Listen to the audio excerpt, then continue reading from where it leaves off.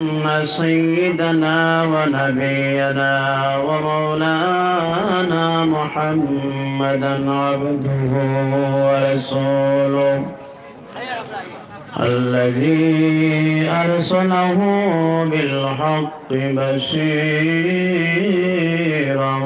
ونذيرا وداعيا إلى الله بإذنه وسراجا منيرا أما بعد فأعوذ بالله من الشيطان الرجيم যদি কষ্ট না হয় মহব্বতে জবান ছেড়ে দিয়া আমার সঙ্গে তেলাওয়াত করতে রাজি আছেন আপনারা? রাজি আছেন আপনারা? মহব্বতে কোরআন পড়লে সওয়াব হয় না গুনাহ হয়? সওয়াব হয়। সওয়াবের উদ্দেশ্যে মহব্বতে আওয়াজ দিয়ে আমার সঙ্গে বলুন তো, আউযু বিল্লাহি মিনাশ শাইতানির রাজিম বিসমিল্লাহির রাহমানির রাহিম ইন্নাল্লাযীনা আমানু ক্বালু রাব্বুনাল্লাহু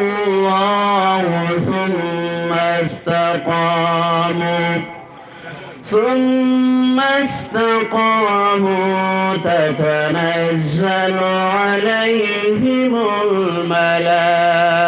الملائكة ألا تخافوا ولا تحزنوا وأبشروا بالجنة التي كنتم توعدون صدق الله العظيم সবাই বলুন صدق الله العظيم وقال الله تعالى مخبرا وآمرا إن الله وملائكته يصلون على النبي يا أيها الذين آمنوا صلوا عليه وسلموا تسليما اللهم صل على سيدنا وعلى آل سيدنا এটা আওয়াজ দে আল্লাহুম্মা সাল্লি আলা সাইয়্যিদিনা মাওলানা মুহাম্মদ ওয়া আলা আলি সাইয়্যিদিনা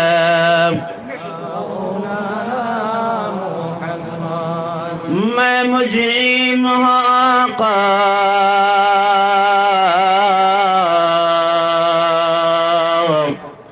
मुझे साथ ले लेना मैं मुजरिम हाका मुझे साथ ले लेना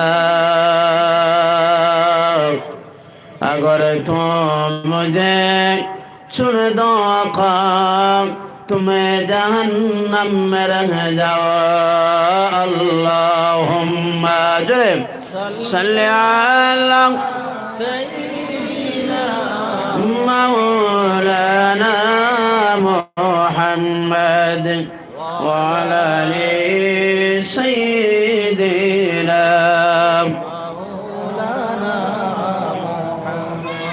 परेशान है तेरे उम्मत ज़माना के हवादिस से चुप हालो अपने दामन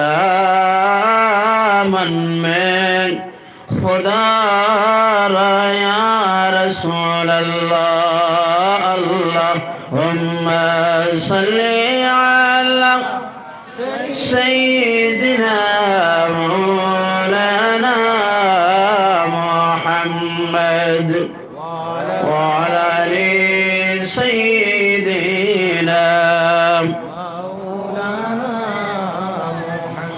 अम्मा बाद আব্দুল্লাহপুর জামে মসজিদ সংলগ্ন মাঠের পবিত্র ওয়াজ মাহফিলের সম্মানিত সভাপতি দিগার হযরত উলামায়ে কেরাম বাবার বয়সের মুরব্বিয়ান নওজোয়ান বন্ধুগণ অঞ্চলের পর্দানিশীন সম্মানিত মা ও বোনেরা আমি আবার সালাম দিচ্ছি আসসালামু আলাইকুম ওয়া রাহমাতুল্লাহি ওয়া বারাকাতুহু।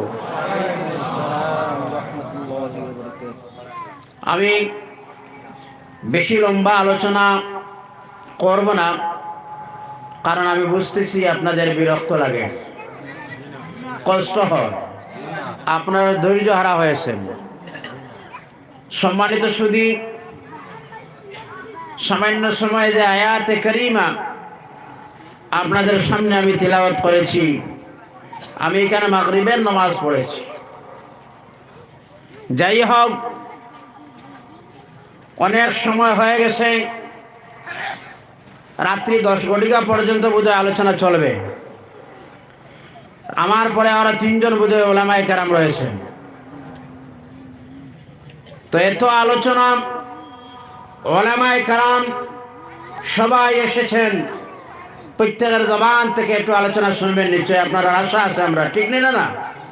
সুতরাং আমি লম্বা আলোচনা করতে চাই না, সামান্য আপনাদের সামনে কোরআনের আয়াতে কারিমা যেটা তিলাওয়াত করেছি সেই আয়াতে কারিমার মাতাহাত এই বিষয়ে নিয়ে এই আয়াতের সঙ্গে মিলিয়ে আমি সামান্য আলোচনা করব।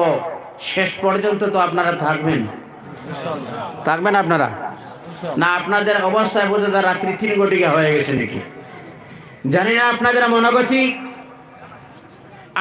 আপনাদের মনের ভাবনা, আপনাদের মনের অবস্থা জানি না। যদি এমন হয় তাহলে এমন সিস্টেম করে দিবেন রাত্রি 8 ঘটিকা 7 ঘটিকা পর্যন্ত, পরে আর উলামায়ে কেরামের দাওয়াত দেওয়ার প্রয়োজন নয়। কারণ উলামায়ে কেরামরা দাওয়াত দিবেন, হাদিয়া দিবেন, মেহমানদারি করবেন, আপনারাও বসবেন, অনেক পরিশ্রম কষ্ট আছে, আসেনি না নাই? আরো জোরে বলো, আছে আসেনি না নাই? ফলে আপনারা সীমিত করবেন। আমরা যতটুকু আসি, আমরা একজনের আলোচনা শুনবো, 2 জনের আলোচনা শুনবো, এই 3 জনের আলোচনা শুনবো। যারা আপনারাই সিলেক্ট করে নেবেন, আপনারা যারা সিলেকশন করবেন, আপনারা শ্রোতা যারা সিলেকশন করবেন, যতক্ষণ বসবেন এই 3 জনের বসবেন, এই 3 জনের আলোচনা শেষ হয়ে গেলে চলে যাবে। এইভাবে লিমিটেড দাওয়াতও দিবেন আপনারা। মনে কিছু কষ্ট আর বোধহয় আপনারা, মনে কিছু কষ্ট আর বোধহয় আপনারা আওয়াজ, আপনার অবস্থা, এই অবস্থায় বোধ হয় রাত্রি 3 ঘটিকা হয়ে গেছে। বেরাদরানে মিল্লাত, আমি আপনারা ভাগ্য করি নাই বসার জন্য, বসতেই হবে, শুনতেই হবে। আপনার যার ইচ্ছা হয় বসেন, আর যার ইচ্ছা হয় চলে যান, তাতে আমার কোনো আপত্তি নেই। সম্মানিত সুধী, তবে একটাই কথা আমার জানা, মুমিন যারা, ইমানদার যারা, কলিমা যারা পড়ে নিয়েছে লা ইলাহা ইল্লাল্লাহু মুহাম্মাদুর রাসূলুল্লাহ, এরাই কোরআনের মজলিস ছেড়ে অন্য জায়গায় চলে যাইতে পারে না। সুবহানাল্লাহ। কারণ কোরআনের আওয়াজ শুনে কোরআনের মাহফিলে এরা পাগলের মতো প্রবেশ করে। আপনাদের জানা আছে যে কোরআন আল কারীম না শোনার জন্য আবু জেহেল, উতবা, শুআয়বারা কোরআন না শোনার জন্য সংসদে বিল পাস করে নিল। যারা আইন করে নিল, যারা আইন পাস করে নিল, যারা মানুষের কাছে বার্তা পৌঁছিয়ে দিল কোরআন শুনলেই শাস্তি হবে, কোরআন শোনা যাবে না, এরাই রাত্রির অন্ধকারে মসজিদে হারামের কিনারে লুকিয়ে লুকিয়ে আমার নবীর জবান থেকে কোরআন শুনতেন। সুবহানাল্লাহ বলা যায় না? এটা কিন্তু কোনো ব্যক্তির আকর্ষণ নয়, এটা হচ্ছে আমার আল্লাহর কালাম কোরআনের আকর্ষণ। সুবহানাল্লাহ। আপনারা এই যে বসে আছেন কোন ব্যক্তির আকর্ষণ নয়, আপনারা পিওর কোরআনের আকর্ষণে বসে আছেন। সুবহানাল্লাহ বলা যায় না? সম্মানিত সুধী, এই বর্তমান সময়েতে আপনার আমার অবস্থা, আপনার আমার করণীয় অবস্থা, আপনার আমার শোচনীয় অবস্থা, সেই অবস্থার এই বর্তমান সময়ের মধ্যে মিলিয়ে আমাদেরও মনের পরিবর্তন, আমাদেরও আখলাকের পরিবর্তন, আমাদেরও চারিত্রিক পরিবর্তন ঘটনের প্রয়োজন আছে। বলুন ঠিক নিনা না? আর যেটা বলো ঠিক নিনা না? সম্মানিত সুধী, আমাদের পরিবর্তন কি করতে হবে? আমাদের ঘরে ঘরে কোরআন পুষতে হবে। কথা বলো ঠিক নিনা না? আরে যেটা বলো ঠিক নিনা না? কোরআন পড়ি, কোরআন মানে আল্লাহর কালাম, কোরআনের ভিতরে যা আছে তার উপর আমল করি। কথা বলি না? তার উপর আমল করি, তার উপর আমল করি না। এই জন্য আমার ভাইয়েরা, কোরআন আল কারীম আমরা পড়ি, কোরআন আল কারীম আল্লাহর কালাম আমরা বলে মানি, কিন্তু আল্লাহর কালাম কোরআন আল কারীমে আপনার আমার আমল আছে? বলুন। আল্লাহর কালাম কোরআন আমরা মানি, কিন্তু কোরআনের মধ্যে যা আছে আমরা আমল করি না। এই জন্য আজ শত হাত সরে গেছি, আমরা আল্লাহর কালাম কোরআন থেকে আমরা অনেক দূরে সরে গেছি। কথা বলো ঠিক না? আমরা আল্লাহর কালাম কোরআন আল কারীম ছেড়ে অন্য জায়গায় চলে গেলাম, বহু দূরে আমরাই চলে গেলাম। এই জন্য সেই জাতির উপর আজ নির্যাতন। আজ আপনার আমার অবস্থাটা এটাই হলো, একটাই মুসলমান, এই মুসলমানের ঘরের মধ্যে মাগরিব আর এশা দিনের বেলা ফজর নামাজের পরে হওয়ার কথা ছিল আল্লাহর কালাম কোরআন আল কারীমের তিলাওয়াত। জোরে বলো ঠিক না? ও মুসলমান, ও যুব সমাজ, বাবার বয়সের মুরব্বিয়ান, আপনার আমার ঘরের মধ্যে ফজর নামাজের পর হওয়ার কথা ছিল আল্লাহর কালাম সূরা ইয়াসিন শরীফের তেলাওয়াত হওয়া। ঠিক না? ফজরের নামাজের পরে ইয়াসিন আর মাগরিবের পরে হওয়ার কথা ছিল সূরা ওয়াকিয়ার তেলাওয়াত। এশার নামাজের পরে হওয়ার কথা ছিল আপনার আমার ঘরের মধ্যে আল্লাহর কালাম সূরা মুলকের তেলাওয়াত। জোরে বলো ঠিক না? এইভাবে হওয়ার কথা ছিল তেলাওয়াত। আর সেই সমাজের মধ্যে একেবারে বিষয় হয় এই বর্তমান যারা আমরা আছি এই জায়গার মধ্যে, আমি বলবো এই জাতির মধ্যে 95% মানুষ আল্লাহর কালাম কোরআনের তিলাওয়াত জানে না। বলুন জানে কিনা? 95% মানুষ আল্লাহর কালামের তিলাওয়াত বুঝে না, জানে না। আজকের বিষয় প্রবাদী 2013 ইংরেজিতে বিশ্ব গবেষকরা গবেষণা করেছিল, রিসার্চ করেছিল, চিন্তা ভাবনা করেছিল পৃথিবীর মধ্যে কোন ধর্মের মানুষ স্টাডি পড়াশোনা বেশি করে। রিপোর্ট আসলো, রেজাল্ট হলো পৃথিবীর মধ্যে সবচেয়ে বেশি বই পড়াশোনা যেই ধর্মের মানুষ করে এরাই হলেন খ্রিস্টান ধর্মাবলম্বী মানুষ। কোন ধর্মের মানুষ? আরো জোরে কোন ধর্মের মানুষ? বাৎসরিক একজন মানুষের 35টা বই পড়াশোনা করে, আর আমরা কয়টা পড়ি? কথা বলেন না কেন? কথা বলেন না কেন? একটাও নয়।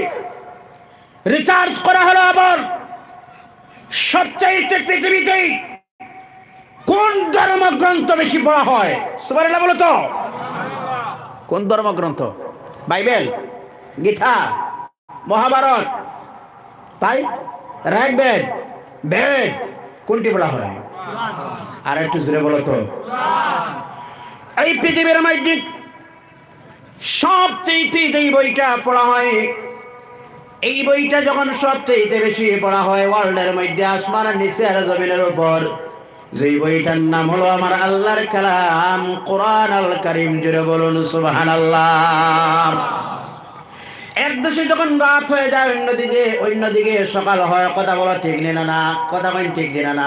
একদিকের মানুষ ঘুমায় আর একদিকে মানুষ জাগিয়া ফজরের নামাজ তাড়িয়ে করে সুবহানাল্লাহ। একদিকে মানুষ যখন ঘুমানোর সময় হয় আর একদিকে জোহরের সময় হয়, অর্থাৎ প্রত্যেকটা মুহূর্তের সঙ্গে আপনি মিল দিয়ে যাবেন আমার আল্লাহর কালাম কোরআন আল কারীমের তিলাওয়াত চলতেছে, কথা বলা ঠিক না।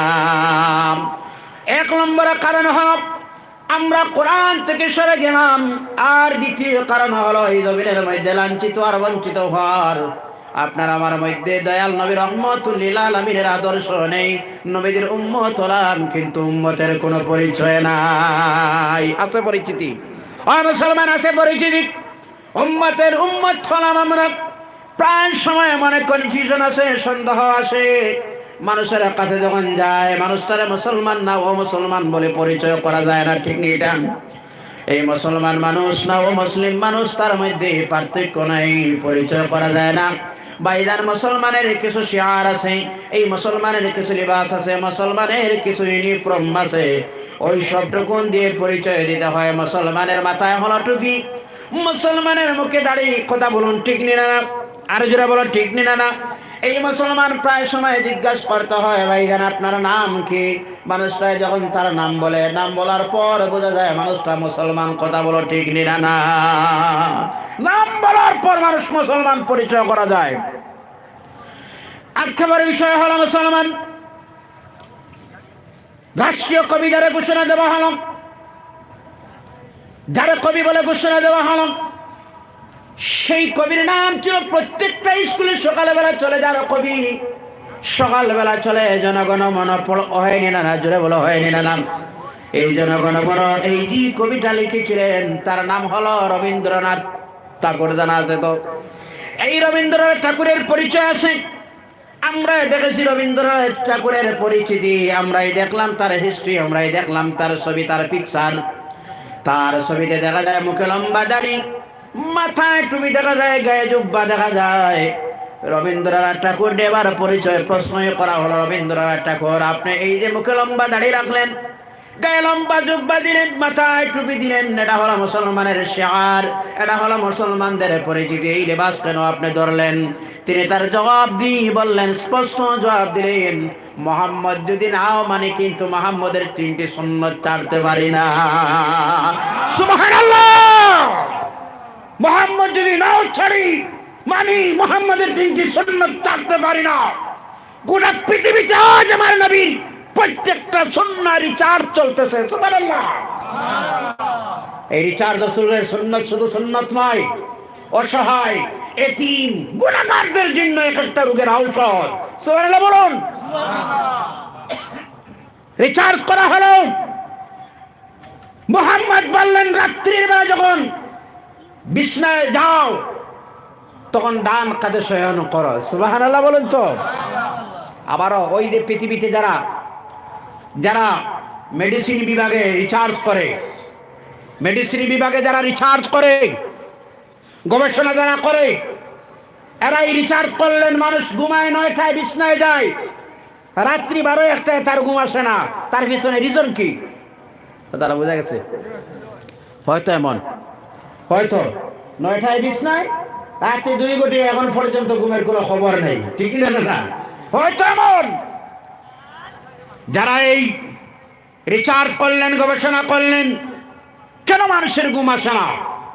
আমি আমার যুবক বন্ধুদের উদ্দেশ্যে বলতেছি, কেন মানুষের ঘুম আসে না? সেই রিচার্জ আর সেই গবেষণা করে রিপোর্ট আসলো, যদি ফার্স্ট টাইম ঘুম যদি আনতে হয় তাহলে কাজটা করো,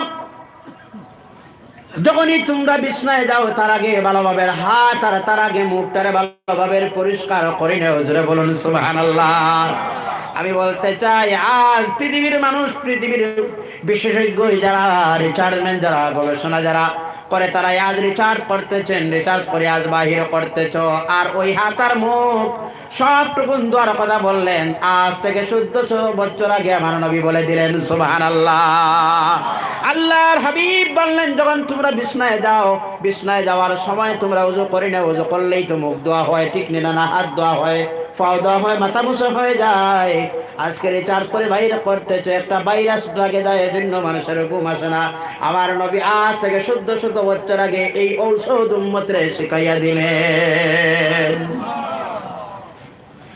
আমি বলতে চাই তৃতীয় হলো আল্লাহর আইন আমরা ভঙ্গ করতেছি। সকালবেলা আল্লাহর আইন আমরা ভঙ্গ করতেছি, এজন্য আল্লাহ সেই জাতির হেদায়েতের জন্য জালিম বাদশা মুসাল্লাত করে দিয়ে এই জাতির হেদায়েত দিতেছে। কথা বলো ঠিক না? না আমার ভাইয়েরা শুনুন, আমি আল্লাহ আপনার আলোচনা শুনবেন, আরো জোরে বলে শুনবেন।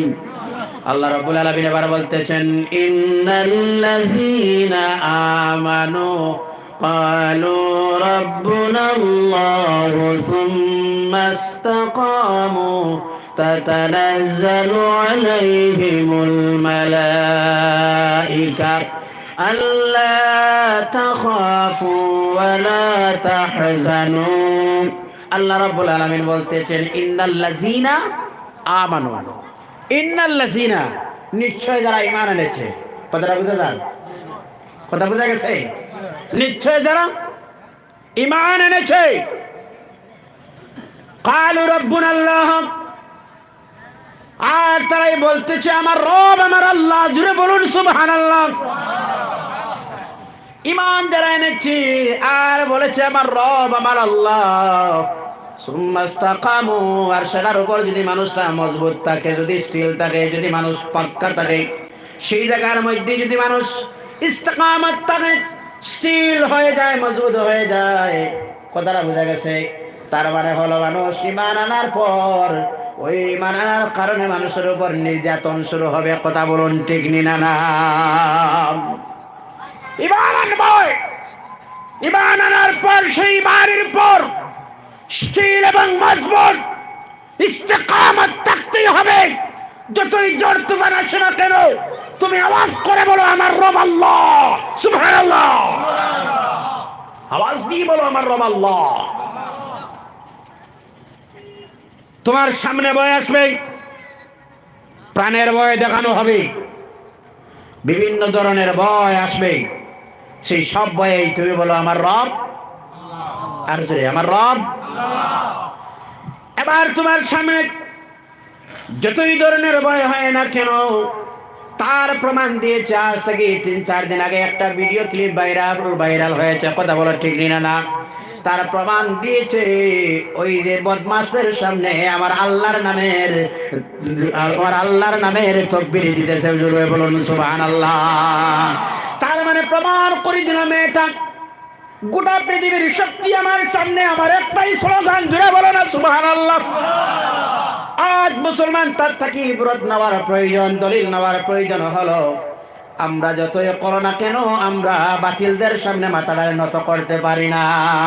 আমরাই বলবো আমার রব আমার আল্লাহ। আমি জানি আমার হায়াতের মালিক আমার আল্লাহ, আমি জানি আমার মৌতের মালিক আমার আল্লাহ, আমি জানি আমার রিজকের মালিক আমার আল্লাহ। আমি সব সময় বলবো আল্লাহ আল্লাহ, সুবহানাল্লাহ। যে প্রমাণ দিয়েছেন আপনারা জানেন, যার নাম ছিল হযরতে বিলাল। সেই বিলাল রাদিয়াল্লাহু তাআলা আনহু মরুভূমি অঞ্চলের মধ্যে যখন রাহা হয় আর বিলালের শরীরের মধ্যে যখন আঘাত করা হয়, সেই বিলাল যখন জবানটা বন্ধ হয়ে যায়, গরম বালুর মধ্যে যখন রাখা হয়, মরুভূমি অঞ্চল মক্কাতুল মুকাররমা জানা আছে তো গরম অবস্থা, সেই জায়গার মধ্যে রাখা হয়। শরীরের মধ্যে গরম করে আগুন লাগানো হয়, শিকল আগুন লাগানো হয়, গরম করে আবার কষ্ট দেওয়া হয়। তখন বিলাল রে বারবার একজন গিয়ে আবার দেন, বিলাল তুমি ছেড়ে দাও, মুহাম্মদের সঙ্গ ছেড়ে দাও, তুমি আমাদের সঙ্গে আসো। ওই সময় বিলাল এইসব শুনতেন না, বরং বিলাল আওয়াজ দিয়ে আকাশের দিকে আঙ্গুলটা উঁচা করে বলতেন আল্লাহ আহাদ আহাদ, আমার রব একজন, আমার আল্লাহ একজন। সুবহানাল্লাহ।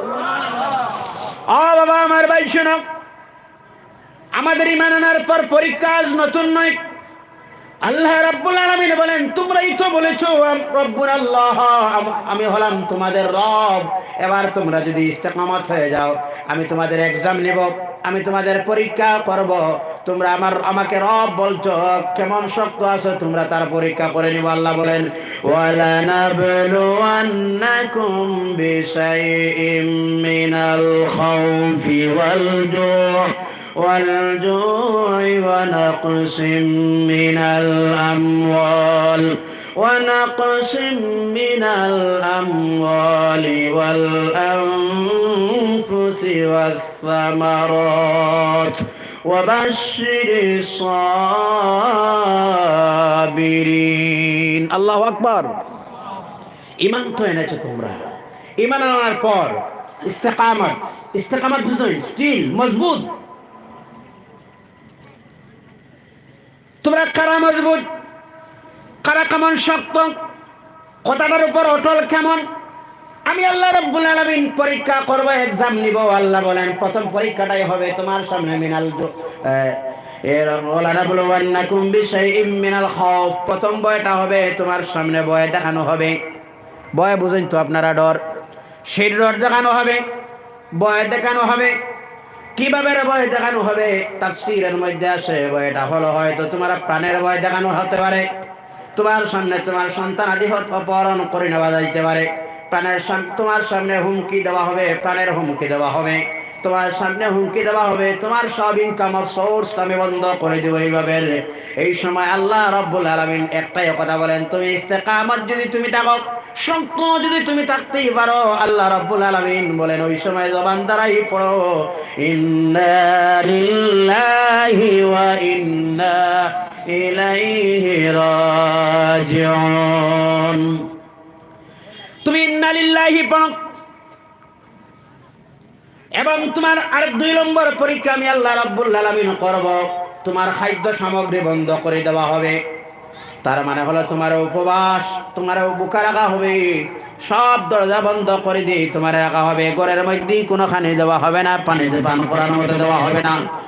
সবটুকুন তোমার যখন বন্ধ করা হবে, ওই সময় তুমি তোমার জবান দ্বারা বলো ইন্না লিল্লাহি ওয়া ইন্না ইলাইহি রাজিউন। ওই সময় তুমি ইন্না লিল্লাহি ওয়া ইন্না ইলাইহি রাজিউন তুমি বলো। আর আরেকটাই হলো ওই সময় কাজটাই করো, তোমার সামনেই তোমার সন্তানাদের হত্যা করা হবে, তোমার সামনে তোমার সন্তান হত্যা করা হবে, তোমার সামনে তোমার বিবি হত্যা করা হবে, তোমার সামনে তোমার দল সম্পদ লুটে নেওয়া হবে। এই সময় জবান দ্বারা একটাই কথা বলতেই থাকো ইন্না লিল্লাহি ওয়া ইন্না ইলাইহি রাজিউন। আল্লাহু আকবার। ওই সময় তুমি সব বলো। আল্লাহ রাব্বুল আলামিন বলেন যদি ওই সময় তুমি ধৈর্য ধরতে পারো, সবর করে নিতেই পারো, ধৈর্য সহকারে যদি তুমি থাকতে পারো, আল্লাহ রাব্বুল আলামিন বলেন তাতানাজ্জালু আলাইহিমুল মালাইকা আল্লা তাখাফু ওয়া লা তাহজানু। আল্লাহ রাব্বুল আলামিন বলেন যদি তুমি মজবুত আকারে থাকতে পারো, যদি তুমি স্টিল হয়ে যাও, যদি তুমি মজবুত হয়ে যাও, আল্লাহ সুবহানাহু ওয়া তাআলা বলেন তাহলে তোমার উপর আল্লাহর রহমতের বরিষ্ঠা দিয়ে আল্লাহ রহমতের বরিষ্ঠা তোমার জন্য গার্ড বানিয়ে দিবেন। জোরে বলুন সুবহানাল্লাহ। জিকির করো লা ইলাহা ইল্লাল্লাহ লা ইলাহা ইল্লাল্লাহ লা ইলাহা ইল্লাল্লাহ লা ইলাহা লা ইলাহা ইল্লাল্লাহ মুহাম্মাদুর রাসূলুল্লাহ সাল্লাল্লাহু আলাইহি ওয়াসাল্লাম। আমার ভাইয়েরা রে, আল্লাহ রাব্বুল আলামিন রহমতের বরিষ্ঠা দিবেন বাড়াইয়া। আল্লাহ আবারও বললেন আল্লাহ তাখাফু ওয়ালা তাহজানু। ওই সব মানুষের কোনো ডর নাই, ওই সব মানুষের কোনো চিন্তাও নাই। জোরে বলো না সুবহানাল্লাহ। তাদের কোনো ডর নাই, তাদের কোনো চিন্তা নাই। ওই সব সময় যদি মানুষটা মুসিবতের সময় ধৈর্য ধরতে পারে, সবর করতে যদি পারে, আর তার মালিকের ঈমানের উপর যদি অটল মানুষটাই থাকতে পারে, আল্লাহ বলেন আল্লাহ তাখাফু ওয়ালা তাহজানু, তার কোনো চিন্তা নাই, তার কোনো ভয় নাই।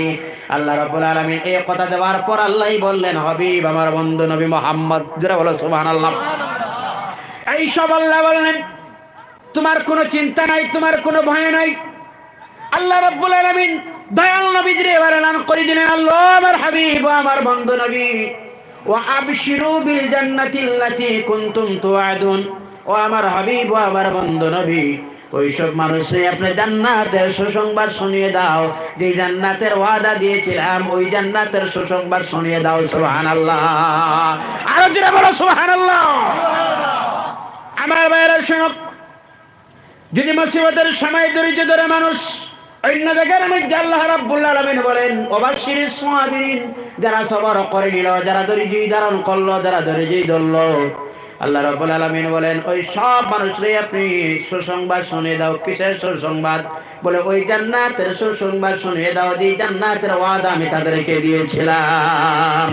এখানে আল্লাহ বলতেছেন হাবিব আমার বন্ধু, আবশিরু বিল জান্নাহ, ও আমার হাবিব ওই জান্নাতের সুসংবাদ দিয়ে দাও, এই জান্নাতের ওয়াদা দিয়েছিলাম। আল্লাহ রাব্বুল আলামিনের আবার যদি এই যদি আমরা আল্লাহ রাব্বুল আলামিন যে জান্নাতের মানুষের সুসংবাদ দিলেন, যে জান্নাতের তালিকার মধ্যে আমরা যদি এবার ঢুকতে চাই জান্নাতি মানুষের তালিকায়, তাহলে আমাদের করণীয় কিছু কাজ আছে, আপনারা শুনবেন এবার কাজটা। এক নম্বর কাজ যেটা হলো, আমরা যদি ওই জান্নাতি মানুষের তালিকায় ঢুকতে হয়, সর্বপ্রথম যে কাজটা হলো আমরা আল্লাহর কালাম কোরআন আল কারীম আমরা এবার ধরতে হবে। কোন কিতাব? আর যারা বলো কোন কিতাব? কথা কই না কেন? আর যারা বলো কোন কিতাব? সে কোরআন আল কারীম, আমরা যে কোরআনে কোনো ভুল নাই, কোনো ভুলের অবকাশ নাই, যে কোরআন হলো এই কিতাব, যে কিতাব দেখলেই সব, দেখাইলেও সব, পড়লেই সব হয়, আবার পড়াইলেও সব হয়, সেই কিতাবটার নাম কি বলুন তো বাবাজি আমার? আরো জোরে বলো, সেই কিতাবের নাম কি? কোরআন আল কারীম। সেই কিতাবের নাম হলো কোরআন আল কারীম। আমরা কোরআন আল কারীম রে আমরা তিলাওয়াত করতে হবে। রাজি আছেন আপনারা? আরো জোরে রাজি আছেন আপনারা? কোরআন আল কারীমের তিলাওয়াত করতে হবে, কোরআন পড়তে হবে, কোরআন মানতেই হবে। আল্লাহ রাসূল সাল্লাল্লাহু আলাইহি ওয়াসাল্লাম বলেন, তোমরা পৃথিবীর মধ্যে চারজন মানুষ হয়ে যাও, চার মানুষের দলের মধ্যে তোমরা ঢুকে যাও। এক নম্বর হলো যারা ইলম অর্জন করে আর যারা ইলম দেয়। কোন আলিমান আও মুতাআল্লিমান, তোমরা আলিম হও কিংবা তো ছাত্র হয়ে যাও, কিংবা তো তোমরা আলিম হও কিংবা ছাত্র হও, না হয় তোমরা যদি আলিমরে শোনো, না হয় আলিমরে তোমরা মহব্বত করো, না হয় তোমরা ধ্বংস হয়ে যাইবা, এই চার দলের অন্তর্ভুক্ত হয়ে যাও। আমার ভাইয়েরা শোনো, প্রধান যে কাজটা হলো আপনার আমার, সে কাজ কোন কাজ জানেন? আমরা কোরআন আল কারীমকে আমরা ধরতে হবে। আল্লাহ রাসূল সাল্লাল্লাহু আলাইহি ওয়াসাল্লাম বলেন, আমি তোমাদের কাছে দুইটা জিনিস রাখিয়া গেলাম, একটা হলো আল্লাহর কালাম আর একটা হলো আমার হাদিস। এই দুইটা জিনিসই তোমরা মজবুত আকারে তোমরা ধরে নাও। আজ কোরআন আল কারীম আমরা ছেড়ে দিলাম, হাদিসও আমরা ছেড়ে দিলাম, কথা বলো ঠিক না? না, কোরআন নেই, হাদিস নেই, কোরআন নাই, রাসূলের আদর্শও নেই। দ্বিতীয় কারণটা হলো, এই দলের মধ্যে যদি যুক্ত হয়, দুই নম্বর কাজ যেটা করতে হবে, সেই দ্বিতীয় কাজটা হলো আমরা তওবা করতে হবে। তওবা বুঝেননি আপনারা? তওবা বুঝেন তো আপনারা? আমরা তওবা করে নিতে হবে। তার মানে ভাই আমরা গুনাহ করলাম, আমরা ছোট বড় জাহিরি বাতুনি আমরা গুনাহ আছে, আসেনি না নাই? এখানে আমরা হুজুর যারা আছি আমাদেরও গুনাহ আছে, আসেনি না নাই? আর জোরে বলো, আছে আসেনি না নাই? আমাদের গুনাহ আছে। কোন মানুষের গুনাহ বেশি, কোন মানুষের গুনাহ কম, আবার কোন মানুষের গুনাহটা প্রকাশ হয়েছে, কোন মানুষের গুনাহটা আবার বাতুনি রয়েছে, কথা বলো ঠিক না? কিন্তু আমরা সব গুনাহগার ভাইজান। আবার বাবাজি আমার, পৃথিবীর জমিনে যত সাগর আছে, উপসাগর মহাসাগর সহ সব সাগরের জল যদি একত্রিত করে জাহান্নামের মধ্যে দেওয়া যায়, জাহান্নামের আগুন তো নিভিবে, ঠান্ডা হইবে আগুন, তার কথা হয় না? কানে না না না, ঠান্ডা করা সম্ভব নয়। কিন্তু আমার ভাইয়েরা, যুব সমাজের কাছে আমি বলতে চাই, মানুষের কাছে সামান্য জল আছে, যেই জল দিলে জাহান্নামের আগুনটা নিভে যায়, এটা হলো চোখের জল। আমার ভাই শোনো, আমরা যতই গুনাহ করি না কেন, পাহাড় পরিমাণ যদি গুনাহ হয়, সমুদ্র পরিমাণ যদিও গুনাহ হয়, আমরা যত গুনাহ করি না কেন, যত বড় বড় দোষ করি না কেন, সমস্ত দোষ যদি আমরা একত্রিত করে পাহাড় পরিমাণ যদি হয়ে যায়, সমুদ্র পরিমাণ যদি হয়ে যায়, আল্লাহর কসম করে বলি আল্লাহর রহমত থাকি তো আপনার আমার গুনাহ বেশি নয়। আল্লাহ রাব্বুল আলামিন বলেন, লা তাকনাতু মির রাহমাতিল্লাহ, আমার রহমত থেকে তোমরা নিরাশ হও না। আল্লাহ রাব্বুল আলামিন পৃথিবীর মধ্যে মানুষের কাছে যদি ভুল করে, মানুষের পিছনে পিছনে দৌড়ায় কথা বলো ঠিক নিনা না, সাজি আমাকে মাফ করে দাও, ভাইসাম আমাকে মাফ করে দাও, আব্বু আমাকে মাফ করে দাও, বড়দা আমাকে মাফ করে দাও, এইভাবে মানুষের পিছনে দিয়ে ঘুরে। কিন্তু আমার আল্লাহর কেমন মহব্বত, আমার আল্লাহ রাব্বুল আলামিনের। আল্লাহ রাব্বুল আলামিন রাত্রির শেষ ভাগে আবার নিচের আসমানের মধ্যে এসে বলেন, আমার গোলাম পৃথিবীবাসী মানুষে আল্লাহ এলান করে বলেন, ও জমিনের মানুষ, ও পৃথিবীর মানুষ, কে আসো আমার কাছে চাও, আমার কাছে আসো কে মাফি চানেওয়ালা চাও, আমার কাছে কে রিজেক্ট চানেওয়ালা আসো চাও, আমার কাছে যে চানেওয়ালা যেটাই চাও আমি আল্লাহ তোমাকে এই মুহূর্তে দান করে দিব। সুবহানাল্লাহ। আমার কাছে চাও আমি আল্লাহ তোমাকে দান করব। সুবহানাল্লাহ বিহামদিহি। আমার বাইরে শুনো, এজন্য গভীর রাত্রে ঘুম থেকে জাগি আমাদের রব, আমাদের আল্লাহ, সে আল্লাহ রাব্বুল আলামিনের দরবারে আমরা চাই। দুই হাত তুলে যদি বলি, রব্বুল আলামিন জীবনে এমন কোন গুনাহ নাই যে গুনাহটা আমি করলাম না, বলে পারবেননি? যুব বন্ধুরা পারবেননি?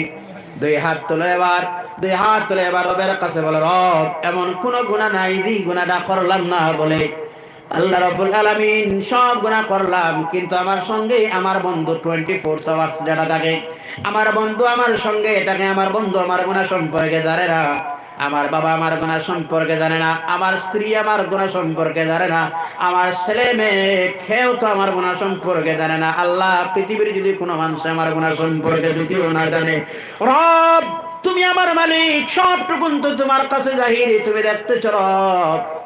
আল্লাহ আমি আজ তোমার দরবারে হাজিরি দিলাম, তওবা করে নিলাম, ইরাদা করলাম জীবনে আর কোনোদিন গুনাহ করব না রে মালিক।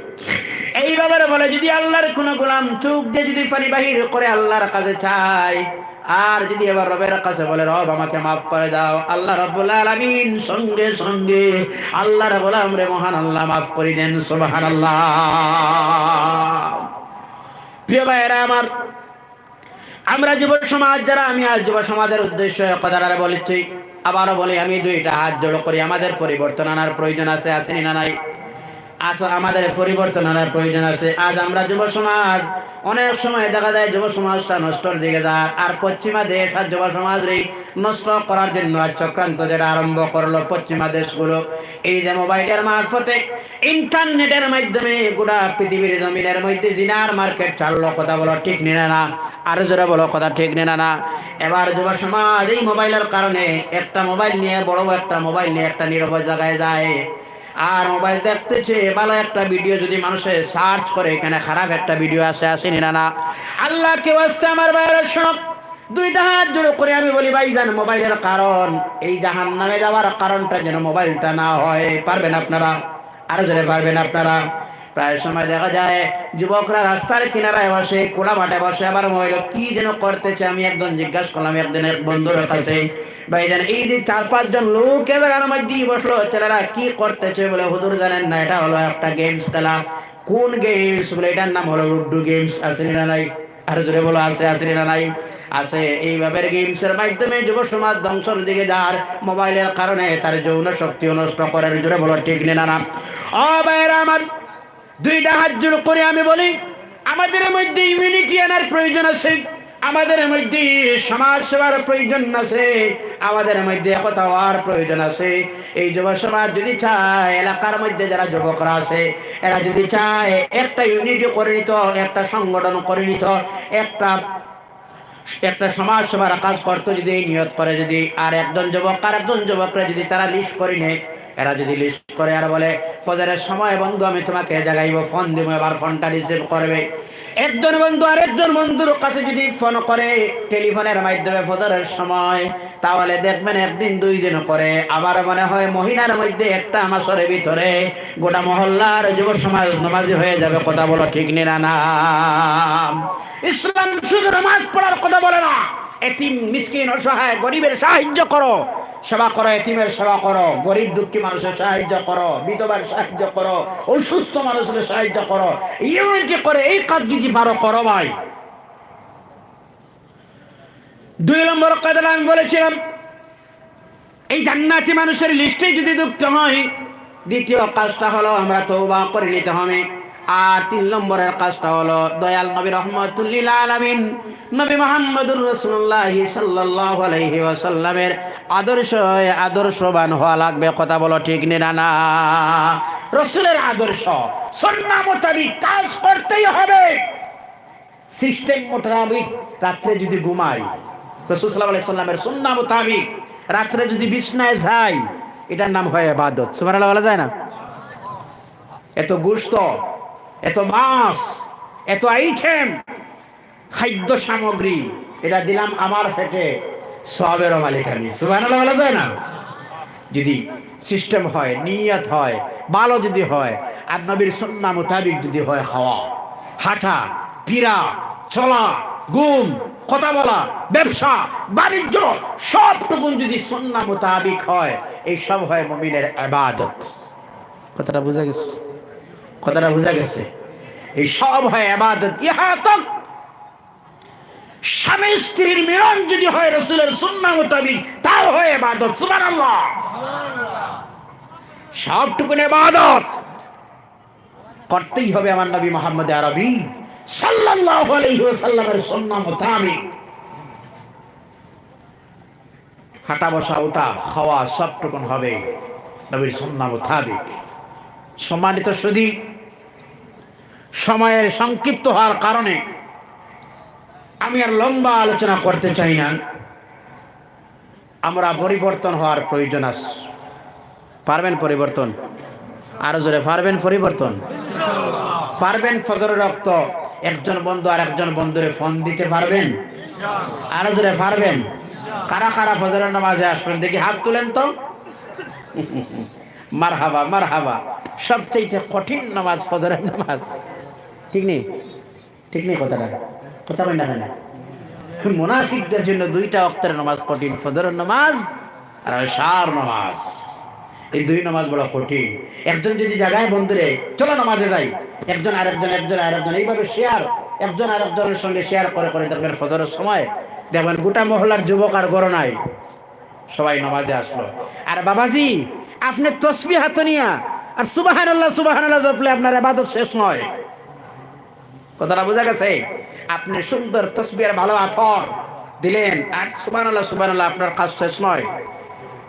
আপনার কাজ হলো ফজরের সময় আপনার ছেলের দরজায় দেখতে পারি বলো, বাবার ঘুমানোর সময় নেই, চলে যাও মসজিদে, চলে যাও। পারবেন? পারবেন? এই সাহস আছে? যে মানুষটায় জায়গাইতে হয়তো উঠে 8টায়, কথা কই না কেন? আপনার দরজায় ছেলের এবার বলো বাবা আর ঘুমানি নয়, এবার আপনার ছেলের রাত্রি চার্জ করো। আপনি বাবা এত রাত্রিতে আসলা হয়, এশার নামাজ কি পড়লা? আমরা তো ওই বাবা, যে বাবার ছেলে যদি চাকরি করে আর তার মান্থলি স্যালারি যদি হয় 30,000 টাকা, কত? 30,000। আমরা তো ওই বাবা, যে বাবার এত যদি আনিয়ে 60,000 দে, মানুষ বড় আনন্দ লাগে, আহা হুজুর দোয়া করবেন আমার ছেলের স্যালারি হলো 30,000 আর ইনকাম আউট কিছু ইনকাম আছে, ওই সব মিলিয়ে হয় 60,000-এর মতো। ভাইজান বাবাজি ওই যে বাকিটা কোন জায়গা থেকে আসলো খবর নিছিলা? কথা বল না কেন? ঠিক নেই? আল্লাহ কেউ আসতে সতর্ক হও, কিয়ামতের দিন আল্লাহ ওইসব মুরব্বীরা জিকির করবো। আল্লাহ তোমার দায়িত্ব দিছিলাম। সুতরাং পরিবর্তন আমাদের হওয়ার প্রয়োজন। আমরা সাহায্যকারী একমাত্র আমাদের রব, আমাদের আল্লাহ। পৃথিবীর অবস্থা ভয়াবহ ভয়াবহ। এই সময় আল্লাহর সাহায্য যদি পাইতে হয়, চাইতে হয়, মানতে হয়, মাঙ্গো আল্লাহর কাছে। আর আল্লাহর সাহায্য যদি পাইতে হয় তওবা করে আল্লাহর কাছে রুজু হই। আল্লাহ যেন তৌফিক দান করেন, বলে আল্লাহুম্মা আমিন। আর যদি আল্লাহুম্মা আমিন।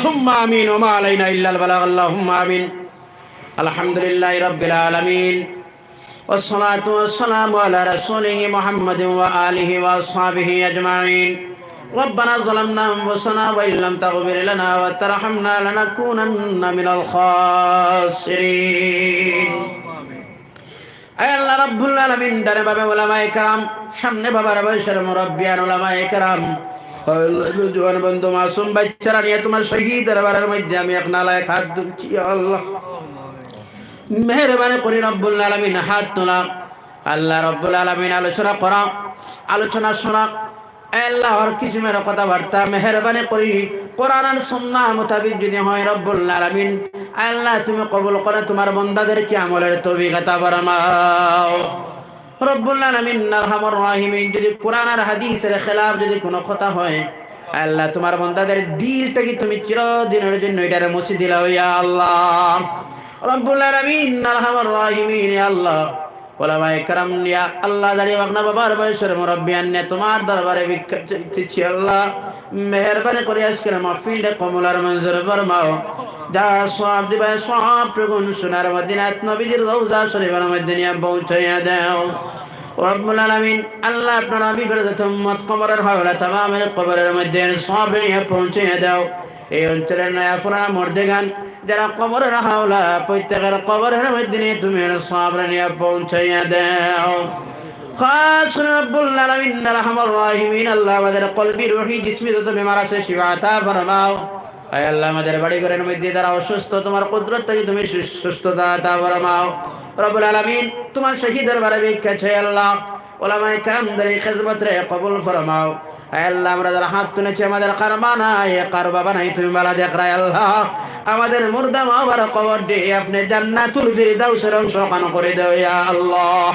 আল্লাহ জিন্দা বাবার হায়াতে তৈবারে দারাজ ফরমাও অসুস্থ মা বাবার সুস্থতা আতা ফরমাও আল্লাহ এই অঞ্চলের মধ্যে খয়রা বরকত নজুল ফরমাও আল্লাহ রুজির মধ্যে বরকত দাও আমলা বরকত দাও রুজগারের মধ্যে বরকত দাও আয় আল্লাহ আমাদের অনেক বাইন অনেক কিসমের পেরেশানির মধ্যে আল্লাহ পেরেশানি কান দূর ফরমাও রব্বুল আলামিন আরহামুর রাহিমিন ইয়া আল্লাহ জানি না সেই জমিন থেকে কোন দিন বিদায় নেওয়া লাগবে রে দয়াল আয় আল্লাহ আরহামুর রাহিমিন নাজরাইল মালাকুল মউত ফাটাইয়া দিবার আগে আল্লাহ আমাদের জিন্দেগির গুনাহ মাফ করে তওবার সুযোগ কান্তা করে দিও রে দয়াল শেষ সময় কান আল্লাহ গুনাহগারের কান্ডারি নবী আসরের দিনের তানাওয়ালা নবী মুহাম্মদুর রাসূলুল্লাহ সাল্লাল্লাহু আলাইহি ওয়াসাল্লামের নূরানি চেহারা গান্নায়নের সামনে রাখিয়া দড়ানয়ন দি দয়াল নবীজির নূরের চেহারা রাবাই দেখাই বারবার আমাদের জবানে জারি করে দিও লা ইলাহা ইল্লাল্লাহু মুহাম্মাদুর রাসূলুল্লাহ সাল্লাল্লাহু আলাইহি ওয়াসাল্লাম সুবহান রাব্বিকা রাব্বিল ইজ্জাতি আম্মা ইয়াসিফুন ওয়া সালামুন আলাল মুরসালিন ওয়াসসালামুন আলাল মুরসালিন ওয়ালহামদুলিল্লাহি রাব্বিল আলামিন আসসালামু আলাইকুম ওয়া রাহমাতুল্লাহি ওয়া বারাকাতুহু